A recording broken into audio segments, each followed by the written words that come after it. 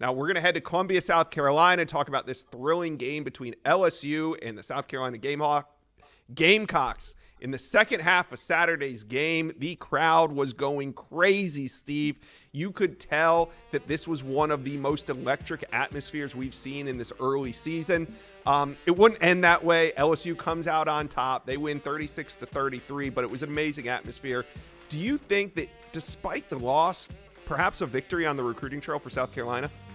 Yeah, absolutely. I think South Carolina was able to show the trajectory of this program under Shane Beamer and his staff and the potential that they have on the field. And that starts with quarterback Lenora Sellers, a former on 300 top 100 prospect who looked unstoppable under center before he got injured in that ball game. It's hard to imagine a scenario where South Carolina loses if Lenora Sellers is on the field. And I think offensive linemen, receivers see an opportunity to play with him for a couple seasons. A guy that's got a chance now, all of a sudden you're going to start seeing in the Heisman odds down the road with the type of performance he had in this game. They're going to look to get him healthy for Ole Miss. They got the Akron game coming up. Then they got a bye week. Then they get another opportunity against a big-time opponent in Ole Miss. Every week in the SEC, it seems like you get these kind of chances. And South Carolina, in my opinion, did not squander this one. From the atmosphere, ESPN College Game Day being there, to the performance on the field, they were exciting, and the recruits I talked to were buzzing about it. Yeah, speaking of, here's some big names on campus. Now, we did a recruit reaction show on Saturday. You guys can go find that on our channel. Had a lot of fun talking. Instant reaction, but you've had a little bit more time, Steve, to get some more intel. I want to talk first about edge Jared Smith, who's committed to Auburn, borderline 5-star edge out of the state of Alabama. He was on campus at South Carolina, and like you said, I mean, when his decision came down to when he picked Auburn, South Carolina was right there. So how important, how impactful was this trip for Smith?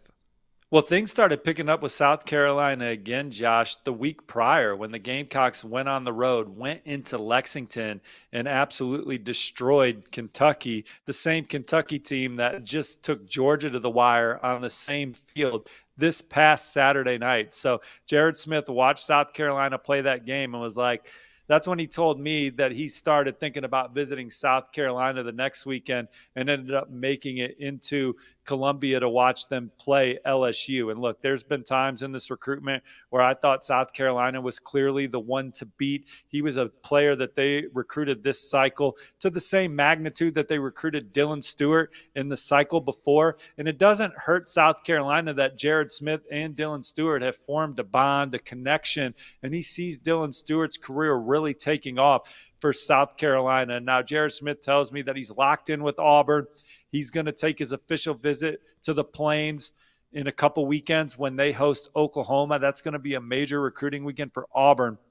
I don't have him on flip watch yet, but I do know that Shane Beamer, Sterling Lucas, and this South Carolina staff not just going away. This wasn't just a visit, and each side moves on.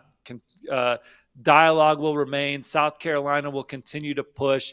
And like a lot of these recruitments, we'll see what happens at the end when everybody puts everything on the table. But South Carolina creating some intrigue with Jared Smith right now, who says he's locked in with Auburn, and he'll be back on the Plains in 2 weeks when the Tigers host the Sooners. All right. Now, there was another surprise visitor, meaning a visitor that we didn't know that was going to show up until he showed up. That's defensive lineman Kevin Wynn out of the state of Georgia, but he's committed to Florida State. Obviously, Florida State with that 0-3 start. So Wynn is one of the recruits on that commit list that other teams are coming after. And this weekend, he was at South Carolina. What does it mean? I got to tell you guys about this new series that dropped on Amazon Prime about how NIL, yes, NIL has changed the college sports game. It's called The Money Game, executive produced by Shaquille O'Neal, LSU alum, and it's on Amazon Prime. It drops September 10, where this is a great show. They follow Livy Dunn, Angel Reese, and Jaden Daniels, their last seasons at LSU. You guys are going to find this really interesting. I promise. Take a look.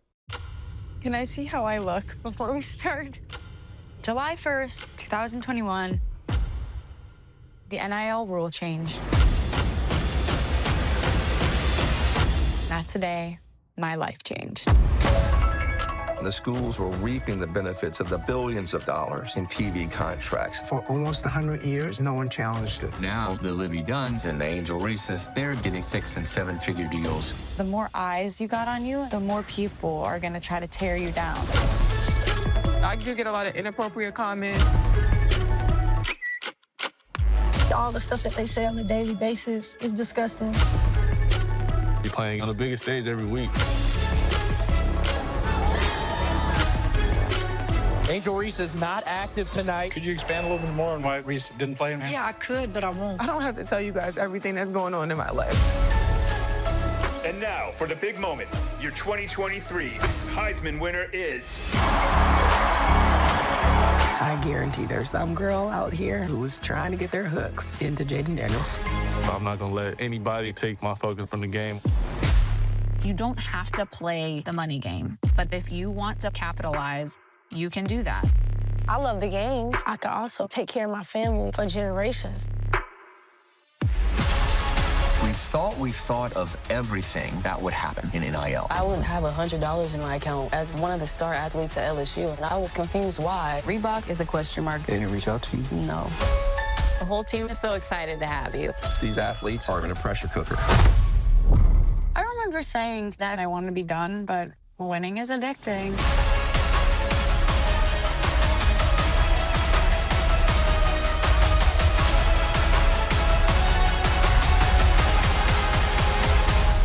I think this is the beginning of it, and it's beautiful.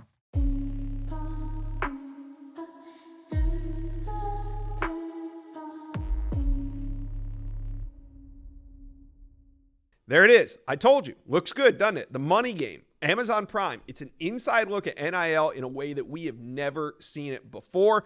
Amazon Prime gives you a raw, real look at how NIL is shaping NCAA sports and the lives of these athletes that are participating in it.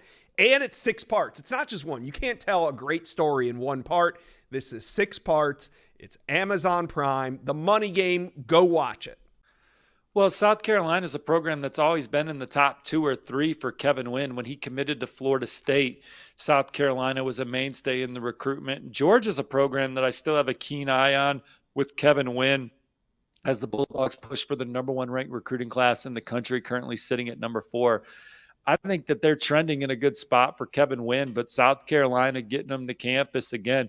They're ready to swing in these big-time recruiting battles. Kevin Wynn has been to campus numerous times, so they already have his attention. It was another good visit, and we'll see what continues to happen. All right. Now, tight end Mikael Skinner, this was an important visit because we know that it's coming down between Kentucky and South Carolina. He's a recent decommitment of Cincinnati, highly coveted tight end, and he was at Kentucky the week prior, South Carolina this weekend. What's Skinner thinking? We getting down to a decision here? Yeah, he's actually been to all 3 South Carolina games this fall. He was at their opener. Then, as you said, he was in Lexington. Then he returned this past weekend.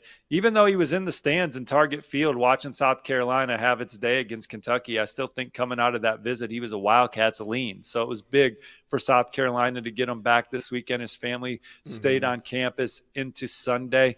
So they're at the very least tightening this thing up.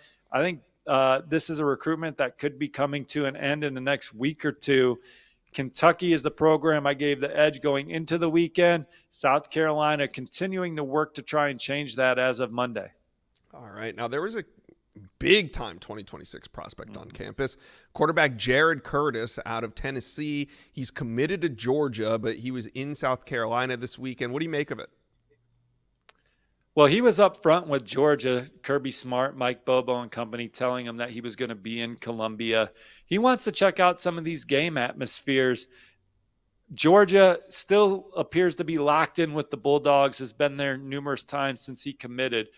But South Carolina, his relationship with offensive coordinator Dow Logans has been one of his best throughout his entire process. He went into the locker room after the game, met with some of the coaches afterwards, and he's seeing the way Lenoris Sellers is coming along. He has always referenced Spencer Rattler kind of rebranding himself, rebuilding his career at South Carolina after transferring from Oklahoma.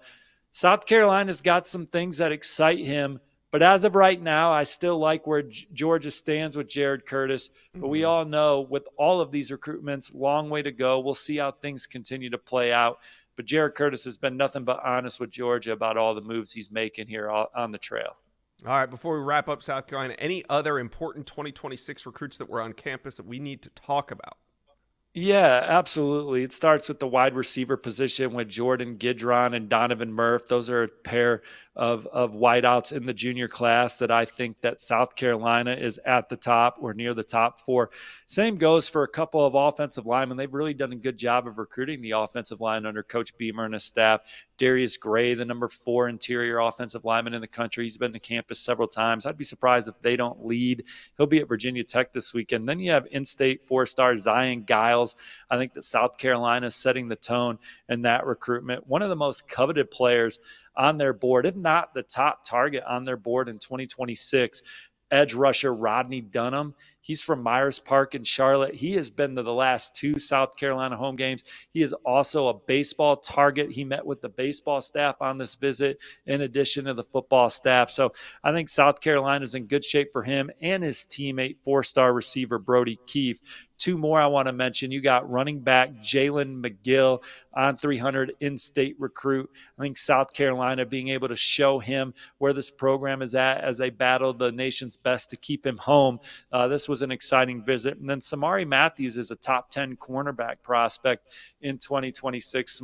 He told me he had a fantastic time at South Carolina, and folks that spent time with him feel like that's authentic and think that the Gamecocks are weighing that one as well. So South Carolina, 2 straight top 20 classes coming into this cycle. They're outside the top 30 right now, but they have some guys on the runway to make a move back in.